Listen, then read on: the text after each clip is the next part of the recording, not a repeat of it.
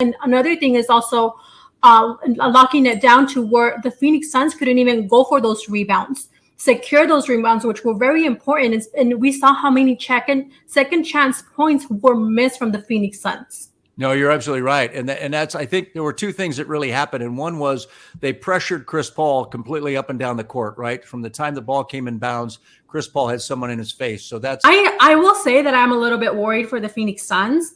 I don't know that they will go ahead and have such an easy win as we've seen with the team going to Dallas, losing those two games against Dallas. And I think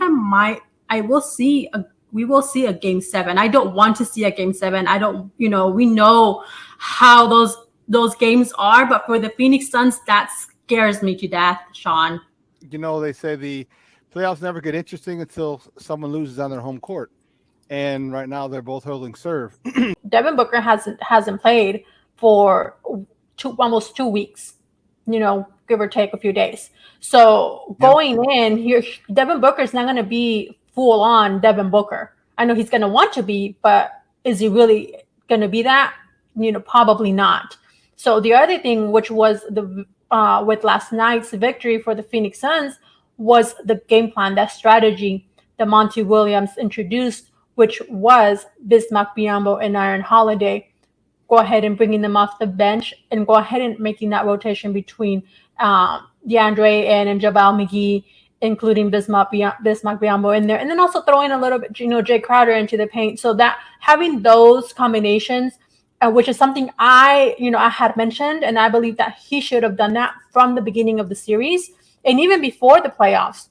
Increase as well from 2014 to 2021 of nearly 40% increase in mass shootings. How can we as a society prevent from going numb in such an impactful, events, which is mass shootings? It's becoming an epidemic.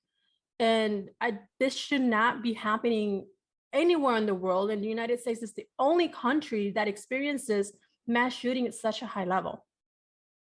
Yeah, it's a scary thing if you just stop and think about it. For me, the thing that is the scariest is the locations. And it's not a one-size solution, like you mentioned as well. So with that, I also want to ask, with the Protecting Our Kids Act, which was presented and approved by the House Committee on a 23 to 204 vote. So it will now be going to go ahead and go to the Senate for approval in hopes of hitting the president's desk to sign into law. So this is a pivotal moment in America on implementing stricter rules, laws, and so much more, as you mentioned, to prevent gun violence and saving lives. So, however, it is reported that it's not expected to pass the Senate. What more can be done to push for this act or even other bills to pass the Senate level? Well, look, we've got to elect leaders that are willing to take on these small, loud minority in our country, including the NRA. Look, it's sad that people get elected and go to DC and then disappoint all of us. There have been elected officials saying that now is not the time to have this conversation, but if we don't have it now, when will it ever be a good time? And it's getting away from us.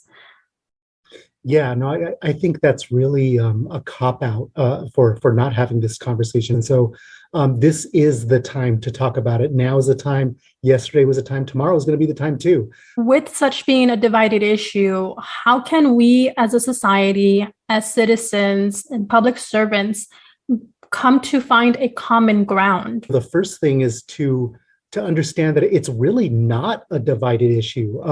Politicians want us to think that it's a divided issue, but most of the reforms that we're trying to make, most of the public agrees with it. I mean, first I would say, it's definitely an epidemic, and it's definitely costing us both in lives and in money. So tell me how that experience was for you, be part of such a popular sequel now and to portray Agent Stone. Yeah, so cool. So cool. I mean, the movie's doing so well. People love it. I think it speaks to so many people wanting, movies about love and friendship and action and fun. And I think it's a very, very positive film and something the world really needs right now.